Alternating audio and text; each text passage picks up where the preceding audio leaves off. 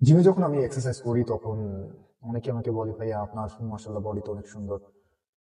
কিন্তু আমরা সুন্দর ব্যায়াম করি, পাশাপাশি ভালো ডায়েট করতেছি, দিন শেষে রেস্ট নিচ্ছি, তারপরেও আমাদের বডি কেন চেঞ্জ হচ্ছে না? আসলে একটা কথা বলতে কি যে আপনার বডি কেন চেঞ্জ হচ্ছে না এটা নিয়ে আপনি কখনো ভাবছেন? সেটার মূল কারণ হচ্ছে যে আমরা যখন ওয়ার্কআউট করি তখন অনেকেই এই জিনিসটা আমরা ফলো করি না, সেটা হচ্ছে ওয়ার্কআউটের টাইম ম্যানেজমেন্ট।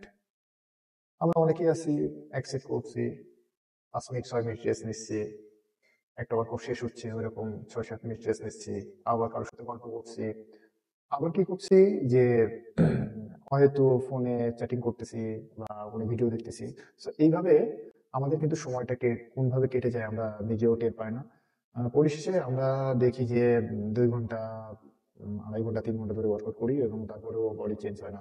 তার কারণ হচ্ছে আপনাকে আগে জানতে হবে যে একটা সেট করার পর কত সময় রেস্ট নিতে হবে এবং ফুল 3টা বা 4টা সেট কমপ্লিট হলে কত সময় রেস্ট নিতে হবে। যখন আপনি এগুলো জানতে পারবেন এবং 1 ঘন্টা 20 মিনিট থেকে 1.5 ঘন্টার ভিতর আপনার ওয়ার্কআউট শেষ করবেন, তখন দেখবেন যে আপনি আপনার ওয়ার্কআউটটাও ভালোভাবে করতে পারছেন এবং আস্তে আস্তে আপনার মাসেলটাও ভালো গ্রো হচ্ছে।